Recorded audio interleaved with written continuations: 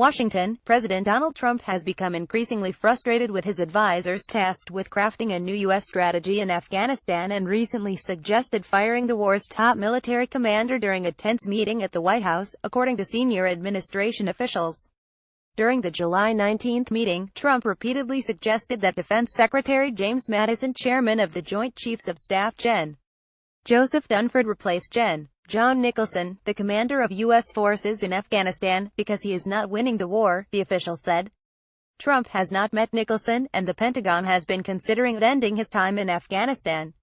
Over nearly 2 hours in the Situation Room, according to the officials, Trump complained about NATO allies, inquired about the United States getting a piece of Afghans' mineral wealth and repeatedly said the top U.S. general there should be fired.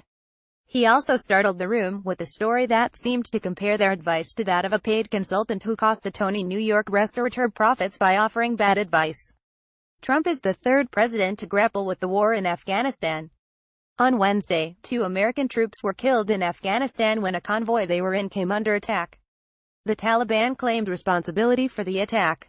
Trump's national security team has been trying for months to come up with a new strategy he can approve.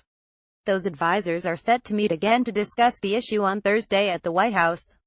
The president is not currently scheduled to attend the meeting, though one official said that could change. Former presidents Barack Obama and George W. Bush went through multiple strategies over the course of their presidencies to try to stabilize Afghanistan. What set Trump apart in the July meeting was his open questioning of the quality of the advice he was receiving. President Donald Trump is introduced by Defense Secretary James Mattis during the commissioning ceremony of the aircraft carrier USS Gerald R. Ford at Naval Station Norfolk.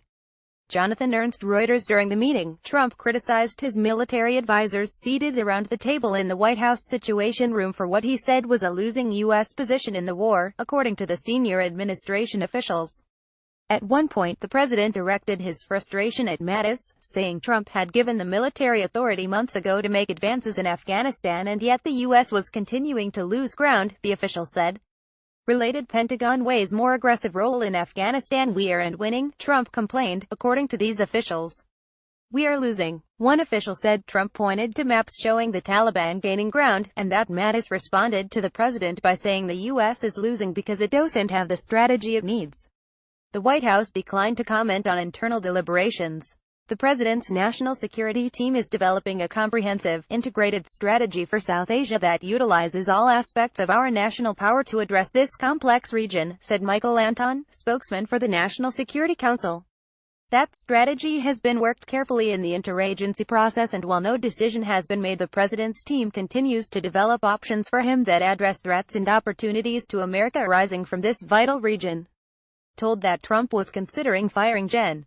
Nicholson, Sen. Lindsey Graham, RSC, a member of the Senate Armed Services Committee, said, I can't think of a good reason to fire the general. I think he's done an admirable job. Joint Chiefs Chairman Gen. Joseph Dunford testifies on Capitol Hill on March 22. Manuel Bales Senita AP file. If the president doesn't listen to the generals, like Gen. Nicholson, and he goes down the road that President Obama went, Afghanistan is going to collapse, Graham said. Here's my advice to the president, listen to people like Gen. Nicholson and McMaster and others who have been in the fight. Trump compares Afghanistan to a famous New York restaurant. The president's advisors went into the mid-July meeting hoping he would sign off on an Afghanistan strategy after months of delays, officials said. One official said the president's team has coalesced around a strategy, though it had presented him with other options as well, such as complete withdrawal. Trump, however, appeared to have been significantly influenced by a meeting he'd recently had with a group of veterans of the Afghanistan war, and he was unhappy with the options presented to him. Trump vented to his national security team that the veterans told him forces from the North Atlantic Treaty Organization have not been helpful, and he lamented that China is making money off of Afghanistan's estimated $1 trillion in rare minerals while American troops are fighting the war, officials said. Trump expressed frustration that his advisors tasked with figuring out how the U.S. can help American businesses get rights to those minerals were moving too slowly, one official said. China purchased mineral rights in Afghanistan a decade ago, an investment the U.S. supported at the time. Beijing has since had teams mining copper outside of Kabul. The focus on the minerals was reminiscent of Trump's comments early into his presidency when he lamented that the U.S. didn't take Iraq's oil when the majority of forces departed the country in 2011. To underscore his view that the veterans who fought in the war may be better positioned to advise him on an Afghanistan strategy, Trump compared the policy review process to the renovation of a famed New York restaurant in the 1980s, officials said. Trump told his advisors that the restaurant, Manhattan's Elite 21 Club, had shut its doors for a year and hired an expensive consultant to craft a plan for a renovation. After a year, Trump said, the consultant's only suggestion was that the restaurant needed a bigger kitchen. "We aren't winning. We are losing." Officials said Trump kept stressing the idea that lousy advice cost the owner a year of lost business and that talking to the restaurant's waiters instead might have yielded a better result. He also said the tendency is to assume if someone isn't a three-star general he doesn't know what he's talking about, and that in his own experience in business talking to low-ranking workers has gotten him better outcomes. The 21 Club, which has been one of Trump's favorite New York spots, closed for 2 months in 1987 while it underwent a full renovation and reopened to great fanfare. U.S. troops walk outside their base in Uruzgan Province, Afghanistan, July 7, 2017. Omar Savani, Reuters. One senior administration official said the president mentioned the restaurant in an attempt to convey to his advisors that sometimes the best advice comes from those working day-to-day in a place, rather than those who are farther removed.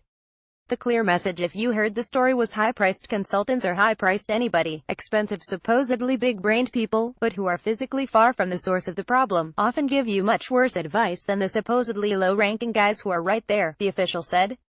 Mattis upset after Trump meeting. Trump left the national security meeting without making a decision on a strategy. His advisors were stunned, administration officials and others briefed on the meeting said. Two Pentagon officials close to Mattis said he returned from the White House that morning visibly upset. Mattis often takes a walk when grappling with an issue. That afternoon, the walk took longer than usual, the official said. Among those at the meeting were Trump's senior White House advisors including Steve Bannon, Jared Kushner, National Security Advisor H.R. McMaster, and then Chief of Staff Reince Priebus, plus Mattis, Dunford, Vice President Pence and Secretary of State Rex Tillerson. At one point, Dunford offered to set up a meeting for Trump with Jen Nicholson in the hopes that personal interaction may soothe Trump's concerns about his leadership. Mattis also defended Jen Nicholson, an official said, adding that the conversation about the commander ended inconclusively. In an interview with MSNBC on Wednesday, McMaster praised Nicholson. "I've known him for many years," McMaster said. "I can't imagine a more capable commander on any mission."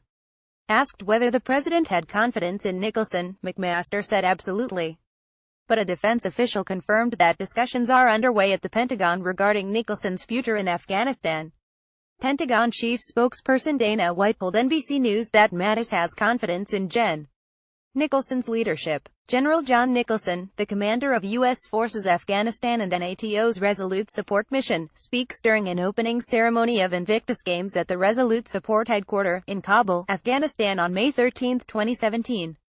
Masood Hosseini, a P-file retired ADM. James Stavridis, a former head of NATO and an NBC News analyst, suggested the delay in finalizing a strategy has hurt U.S. efforts in the war. "The situation in Afghanistan is not improving, but I think it's hardly irretrievable at this point, and what the president needs to be doing is deciding on the strategy," Admiral Stavridis said. "What is hurting the process at the moment is this back and forth about do we stay or do we go, how many troops," he added. "Any commander is going to be incredibly handicapped in an environment like that. So I think the fundamental problem here is lack of decisiveness in Washington, specifically in the White House." During the presidential campaign, Trump often talked about knowing more than U.S. military generals. Last September, he suggested he would probably have different generals from those who served under former President Barack Obama. Related Afghan violence attack hits convoy, kills 2 U.S. service members. Retired 4-star Gen. Barry McCaffrey advised against shaping a strategy around advice from troops serving on the ground. "One of the last things you necessarily want to do is form policy advice based on what the current combatants think about something in a war zone," said Gen. McCaffrey, an MSNBC military analyst. "They're qualified totally to talk about tactics and things like that and what they're seeing, but the president's job is to formulate strategy and policy, not to do tactical decisions." He also said acquiring mineral rights in Afghanistan is complicated and potentially costly because it would require the type of security the U.S. has been unable to achieve, as well as a workforce and access to a port to ship the materials. Nicholson has called the war a stalemate and said he needs a few thousand additional troops. Offensive capability is what will break the stalemate in Afghanistan, he said in February during testimony before the Senate Armed Services Committee. His comments angered White House officials who thought they boxed in the president before he had made any decisions, according to Pentagon officials. In a recent NBC News Wall Street Journal poll of key counties where Trump had broad support in the November election, 46% of respondents supported sending more troops to Afghanistan while 36% opposed. Related watchdog Pentagon should declassify report on Afghan military sex abuse heading into its 16th year. The war in Afghanistan is the longest war in U.S. history. A decision on an Afghanistan strategy was expected more than 2 months ago, but it has been delayed as the president remains unsatisfied with the options.